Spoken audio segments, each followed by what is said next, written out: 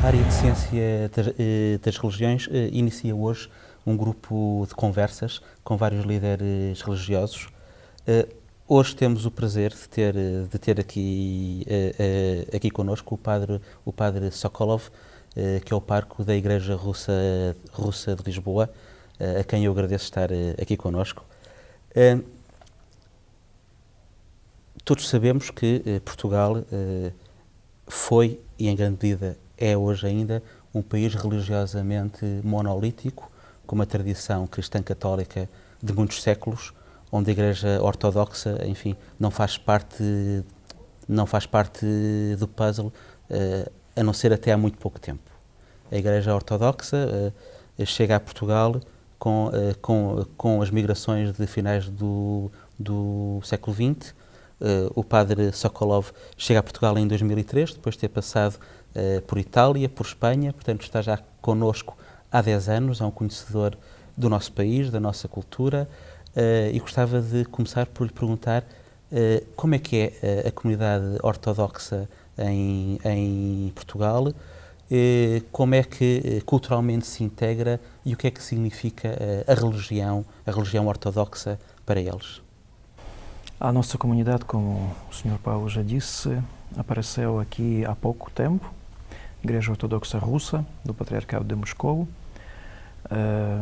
Foi o inesperável aparecimento dos muitos imigrantes da Europa Oriental, aqui em Portugal. Imigração económica.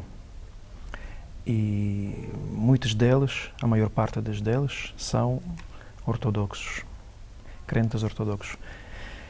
E pediram o Patriarcado de Moscovo, escreveram cartas, e também a nossa Diocese de Corsunho, que é sede em Paris, para mandar a eles um padre ortodoxo para organizar a vida cristã ortodoxa cá em Lisboa, no Porto, em Faro.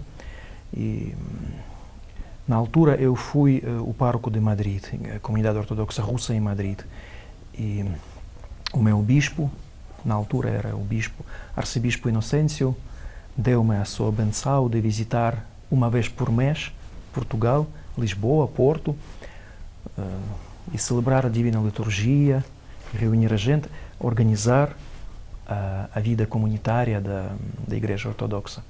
E então, a partir de 2002, comecei a visitar Portugal e organizar. E no outono de 2003 foi nomeado o pároco de Lisboa e deixei Madrid e comecei a viver cá em Portugal e quase 10 anos já moro cá em Portugal, este país, capital dos oceanos. Mas a comunidade ortodoxa de Lisboa é uma comunidade que se organiza bastante em torno da questão religiosa, ou é uma comunidade, como a maioria das comunidades católicas portuguesas, que tem na religião apenas, enfim, um horizonte cultural e que tem uma prática religiosa muito escassa? Principalmente é uma comunidade religiosa, comunidade ortodoxa, mas temos o aspecto social, aspecto cultural, temos tudo. Hoje em dia, uma comunidade ortodoxa no Ocidente europeu não pode ser só uma comunidade religiosa, tem que ter também as menções de solidariedade social e um centro cultural também. Integra-se bem, nossas comunidades cá em Portugal integra-se bem na sociedade portuguesa, e a gente fala todos os paroquianos já falam português bem, dominam a língua dos portugueses, e os filhos deles, que nasceram cá ou foram trazidos cá desde pequenos, falam quase sem sotaque português. Muitos falam português melhor que a língua materna já. Os filhos dos moldavos, por exemplo, eles já não falam russo, falam só moldavo como língua materna e falam português. Nossa comunidade é multiétnica. Temos russos, bielorrussos, ucranianos, moldavos, georgianos, portugueses, sérvios, etc. E é necessário dominar a língua, aprender a cultura portuguesa. Os pais querem regressar, têm nostalgia da pátria, mas para os filhos que nasceram cá ou cresceram cá, Portugal é a segunda pátria, e para muitos a primeira pátria. Claro. Hoje que estamos numa época em que Portugal economicamente deixa de ser tão atrativo para os imigrantes, há muitos ortodoxos a sair de Portugal. Muitos saem de Portugal porque muitos trabalharam no campo das construções, nas empresas construtoras, e já não vemos grandes construções cá em Portugal, e muitos deixam e saem para Angola, para a Alemanha, para a Suíça, Oman, um país asiático. São poucos que regressam pela pátria, porque na Ucrânia, na Moldova, há pouco trabalho também. A nossa imigração é a imigração econômica, não é? A imigração política ou cultural. E a gente que é a carestia vai buscar o pão, e a gente que não há trabalho vai aos países onde este trabalho há. Hoje em dia, infelizmente, Portugal não há grandes possibilidades de trabalho. Padre Sokolov, deixe-me dar um passo atrás. Começou-se por referir que o começo da comunidade ortodoxa em Portugal.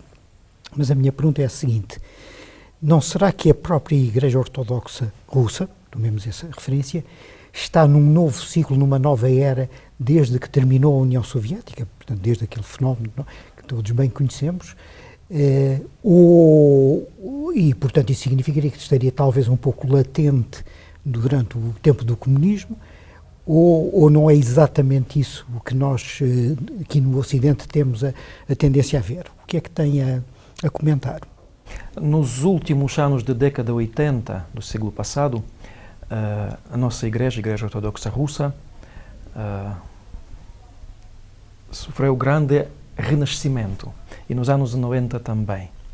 Abriram-se muitas igrejas que estavam nas ruínas ou destruídas totalmente, no colo do comunismo, na mesma época, renascimento da Igreja.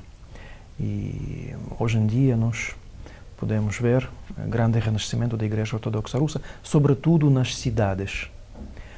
Como nos tempos antigos, no início do cristianismo, a religião cristã era a religião dos cidadãos, sobretudo. Aldeias ficaram paganos por muitos séculos.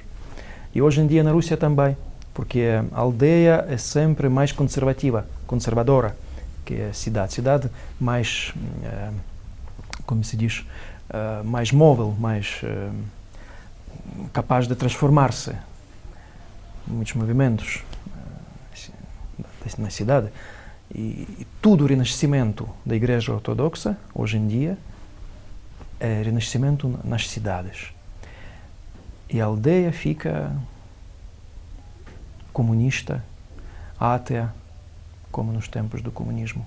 Nos anos 20 e 30 da época soviética, a aldeia era mais cristianizada e mais sofria dos repressores dos comunistas. E foi totalmente destruída a aldeia. E o renascimento que nós vemos hoje é o renascimento do cristianismo nas cidades, grande renascimento. Antes de 1988, a Igreja Ortodoxa Russa, Rússia, Ucrânia, Bielorrússia, todos os países da ex-União Soviética, só havíamos 3 seminários. Hoje em dia, mais de 40. E muitos candidatos para entrar no seminário. 2, 3, 4 candidatos para um só lugar. Este é um sinal de grande renascimento da nossa Igreja. Graças a Deus. Comunistas não conseguiram destruir a Igreja e não conseguirão jamais. pegando exatamente nesta questão,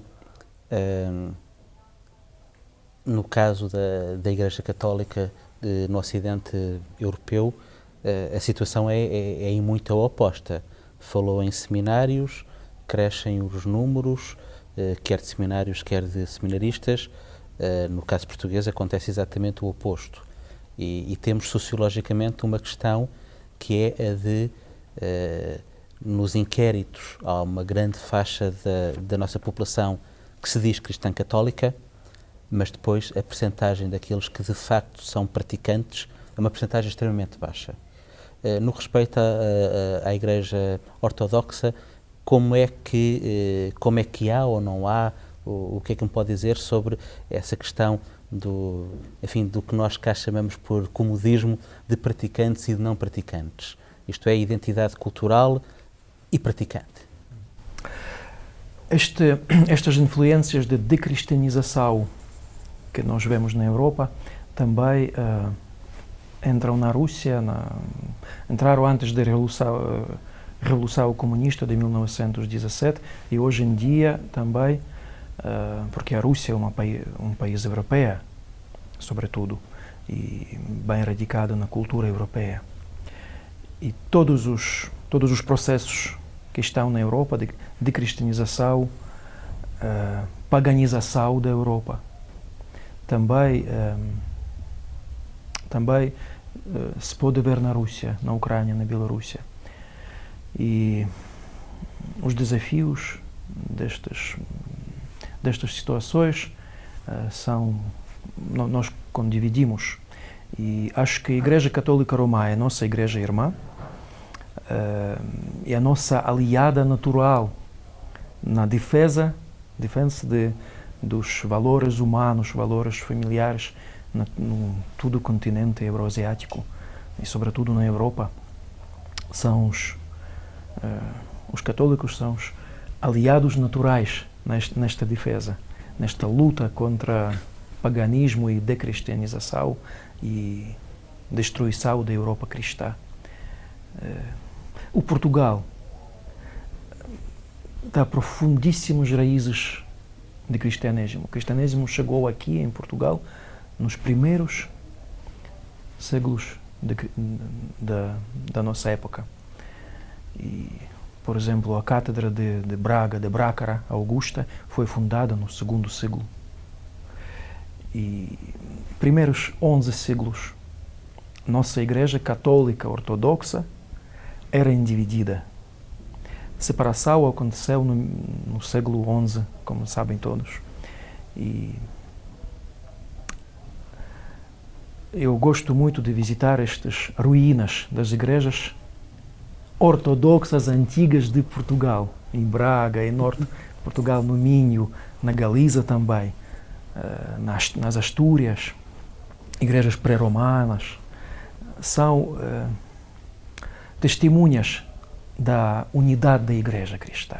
Quando nossa Igreja ortodoxa, católica, a Igreja cristã ainda não era dividida. E acho que nós temos que compreender estas profundas raízes da cristianidade na Europa e lutar juntos, católicos e ortodoxos, contra a desumanização que sempre é mais forte na Europa. Decristianização. Eu acho que posso depreender da forma até um pouco emocionada com que falou agora dos primeiros séculos, referindo a Igreja Católica Ortodoxa, uma designação muito, muito interessante. Posso depreender aqui um certo, como dizer, uma certa utopia, um certo desejo, porque houvesse de novo uma unidade dos cristãos. Acha que é possível vir a acontecer alguma coisa desse género? Voltarmos aos tempos anteriores do cisma? Acho que por Deus tudo é possível. Jesus rezou ao Pai, na Getsemânia, que todos os cristãos sejam unidos. E orgulho, os membros da Igreja não podem dividir e separar a Igreja definitivamente. E o Espírito Santo e o Deus podem unir-nos. E às vezes isto acontece. Por exemplo, depois da Revolução Russa, uma parte da Igreja Ortodoxa Russa emigraram, como as tropas brancas, emigraram para a Europa, para a América do Norte, para a América do Sul, para a Austrália. E também, politicamente, muitos milhares de russos, bielorrussos, ucranianos, ficaram fora da Rússia, politicamente separando-se do regime ateu e comunista na Rússia. E com eles foi separada também uma parte da Igreja. Esta separação durou décadas e décadas. Durou 70 anos. E há pouco, 2005, a Igreja resolveu esta separação e reuniu-se, e hoje em dia não há duas igrejas ortodoxas russas, há a única só Igreja Ortodoxa Russa. Claro que a separação entre as igrejas católica e ortodoxa são mais duradouras, são séculos e séculos, mas por Deus não é impossível nada. Só temos que ter uma boa vontade. Nós, cristãos. Já agora, explorando esse ponto, nós vimos que, sobretudo na fase inicial do Papa Bento XVI, que houve alguns passos não tão felizes como as circunstâncias depois mostraram.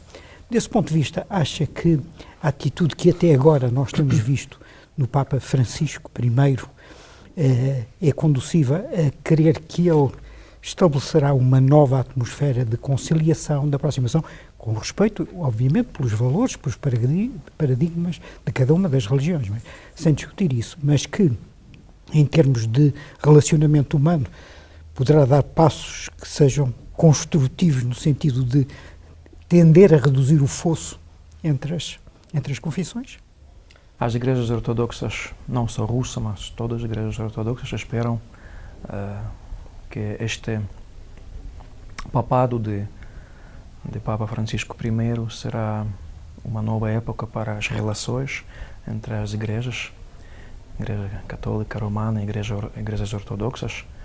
E o Papa, os primeiros gestos que ele deu são muitos, que portam muita esperança, gestos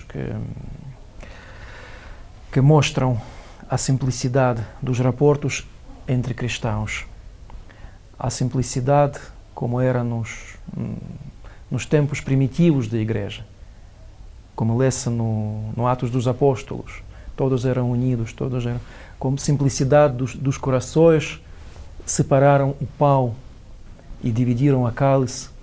Estes gestos humanos, muito humanos. Antes de ser cristãos, homens têm que ser humanos. Não é? E estes gestos humanos. O Papa saiu do trono dourado, entrou no cárcere para mostrar que a sua solidariedade com a gente mais marginada, que está fora da sociedade. Estes são gestos muito importantes. Também o importante é o gesto que fez o Papa precedente, o Papa Bento XVI, saindo da cátedra da Roma, deixando o trono do Papa. Também é um bom gesto, acho, para todas as igrejas cristãs. Voltando ao caso português, está em Portugal já há 10 anos, quase 10 anos. Como é que caracteriza as relações que tem tido com a Igreja Católica Portuguesa? As relações são ótimas. O Patriarcado de Lisboa e, pessoalmente, Monsenhor Dom José Policarpo mostrou a sua abertura, a sua amizade e deu grande apoio à nossa comunidade dos pobres imigrantes. E nas outras cidades também, Setúbal, Faro, no Porto, nós utilizamos os edifícios da Igreja Católica Romana. Utilizamos para as celebrações litúrgicas e utilizamos gratuitamente.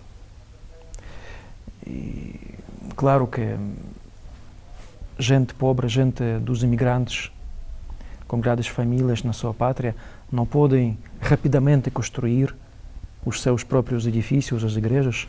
E nos primeiros dias nós celebramos nas embaixadas, nas habitações dos paroquianos, também no centro comercial de Amoreiras. Celebrávamos onde quiser. E foi uma grande alegria. O convento dos Cardais, das Irmãs Carmelitas. E quando o patriarca decidiu dar-nos fraternamente a possibilidade de celebrar na Capela da Boa Nova, foi grande alegria por nós e grande senho de fraternidade e amizade e colaboração entre os cristãos. Deixe-me entrar numa outra dimensão, talvez um pouco mais pessoal, mas falou ainda agora nas irmãs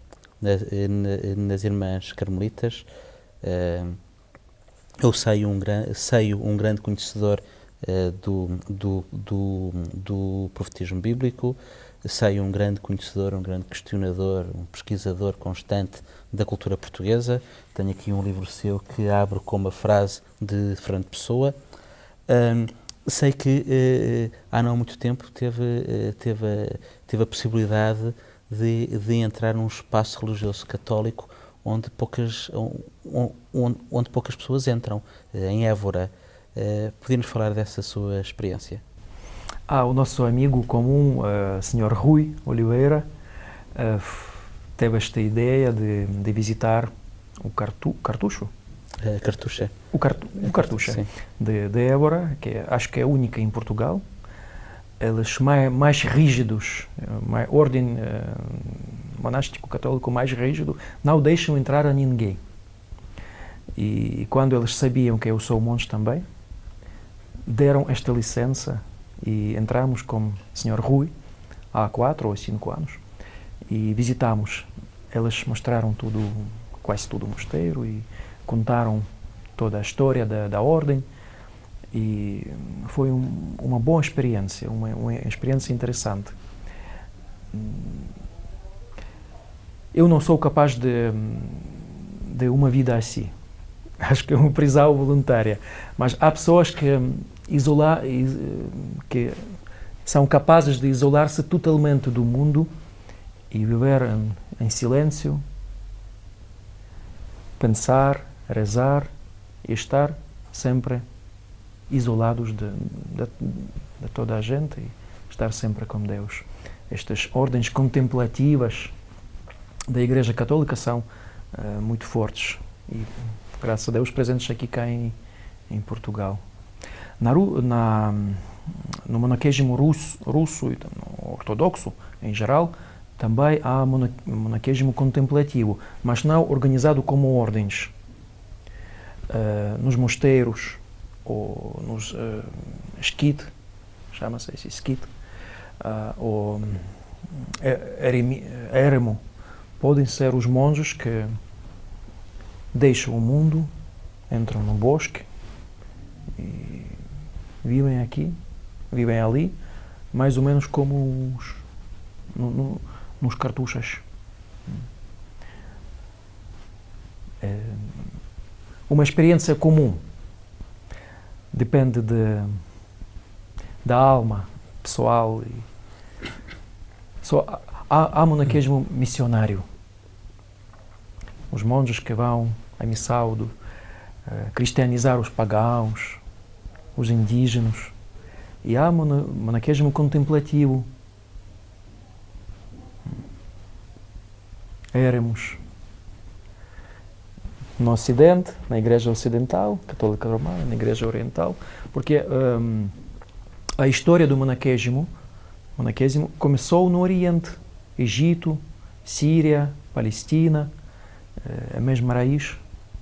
E o movimento monástico dentro da Igreja começou ali, no Oriente, e depois teve grande sucesso na Europa, na Ásia, em todo o mundo cristão. Já ouvi referir, além dos aspectos religiosos, os apoios, chamemos sociais, culturais, que o sacerdócio ortodoxo proporciona às suas congregações.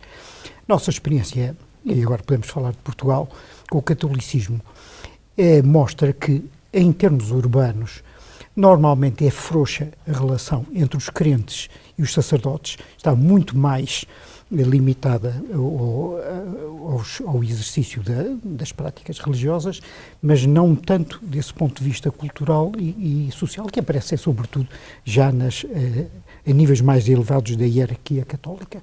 Como é a relação dos ortodoxos eslavos com o seu próprio sacerdócio? Há uma proximidade que vai para além do exercício da prática religiosa estrita ou também não é assim tão próxima? Depende. Depende das pessoas e depende dos lugares. O ideal é quando o sacerdote, o padre, seja sempre como o seu rebanho, não é? Como todas as pessoas, dividindo a sua vida, o padre não deve separar-se da gente. Tem que estar sempre com elas e cada dia ter relações e fazer mesmas coisas, toda a gente, não? Do ponto de vista de social, religioso e, por exemplo, o padre não tem que ser socialmente mais elevado que a gente. Não pode ser mais rico que a gente, que a sua comunidade. O padre tem que ser igual, mais ou menos igual. A comunidade não deixa ser o padre muito pobre, né? Dá apoio. Mas o padre, se toda a gente, por exemplo, tem pobres carruagens, pobres carros, Renault, Fiat 600, né? E o padre vai no Rolls Royce, no Ferrari, isto é um mau sinal, não pode ser assim. O padre tem que também viajar no metro, no autocarro ou numa humilde carruagem, como toda a paróquia. Não tem que ser, não pode separar-se socialmente também. Não é? O padre não deve ser rico. E o Francisco I, o Papa atual, mostrou bons sinais para todos os bispos e todos os sacerdotes, no Ocidente e no Oriente. Um bom gesto de imitar. Uma das tónicas desta nossa conversa tem andado em torno de um certo, chamemos-lhe, renascimento da Igreja Ortodoxa na própria Rússia, no espaço que antes era a União Soviética. Estamos em contrarritmo com a Europa Católica, que não está em renascimento. A Igreja Católica está com uma crise de vocações instalada já há muito tempo, a prática religiosa diminui também, mas há pouco falou, dentro deste renascimento, que o mundo rural era o mundo onde este renascimento era mais fraco, onde continuava a haver um afastamento à Igreja Ortodoxa maior, e falou inclusive em paganismo. Gostava de lhe perguntar se, pela sua experiência, pelo que conhece, em especial na Rússia mais oriental, asiática, se há também um renascimento desse paganismo, em especial através de cultos mais ligados a estados alterados de consciência, seja o xamanismo ou não. Também há um renascimento dessas práticas? Infelizmente sim. E não só nos povos autóctonos de Sibéria ou de Ural, onde antes destes territórios sejam cristianizados, eram pagãos, com xamanismo, com práticas diversas, no século XIX, XVIII, antes da missão ortodoxa ali. Hoje em dia nós vemos este renascimento pagano também. Mas também na Rússia central, na Rússia europeia, nós vemos que os movimentos marginais do paganismo, neopaganismo, surgem-se. O paganismo, às vezes, romântico, o paganismo não muito politizado, que tenta restabelecer as práticas da Rússia antes da cristianização. A Rússia foi batizada há 1000 anos e tal, 1000 anos e 20, em 988. Antes era um país pagano. E há movimentos, sobretudo entre os intelectuais e os estudantes de grandes universidades, de renascimento, de fazer renascimento destas práticas neopagãs. Mas são movimentos marginais. São entre uns grupos de estudantes e professores da história, da filosofia, não? Mas não sente-se muito. Mas nos povos autóctonos de Sibéria, eu sou siberiano, conheço Sibéria Central, conheço um bocadinho Sibéria Oriente, onde moram os povos autóctonos como Hakassos, Tuvins, etc. Também a política do governo autônomo às vezes apoia estes movimentos neopagãos. E uma situação às vezes difícil. Por exemplo, a República Autónoma de Tuvá, não sei se conhece, entre Sibéria Central e Mongólia. A República Autónoma de Tuvá, que foi englobada, entrou na União Soviética só em 1944. Russos são 7-8% da população. Outras são de povos autóctonos de Tuvá. Semi-budistas, semi-xamanistas. Xamanismo com influências budistas. Uma mistura. E o governo autônomo de Tuvá não gosta nada da Igreja Ortodoxa. Querem restabelecer a sua religião antiga. Todo o apoio dão aos budistas e, sobretudo, aos xamãs. E não gostam nada da Igreja Ortodoxa. Mas de religião a religião a situação depende. A Rússia é um país multiétnica, mais de 100 etnias, 120 etnias mais ou menos. A maior parte são etnias pequenos, povos pequeníssimos. Eu conheço um povo siberiano, quietos, um povo enigmático da Sibéria. E são menos de 1.000 pessoas. Este povo está a desaparecer, porque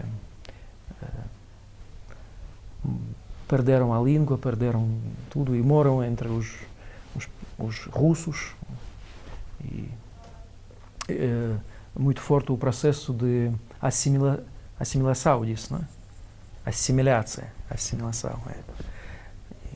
E assim muitos povos na Sibéria perderam a esperança de sobreviver. Padre Sokolov, foi para nós mais que um prazer, foi uma honra tê-lo aqui. Em nome da área de Ciência das Religiões, queremos agradecer-lhe. Foi uma excelente conversa. Obrigadíssimo e aqui estará sempre em sua casa. Muito obrigado pelo convite. Obrigado.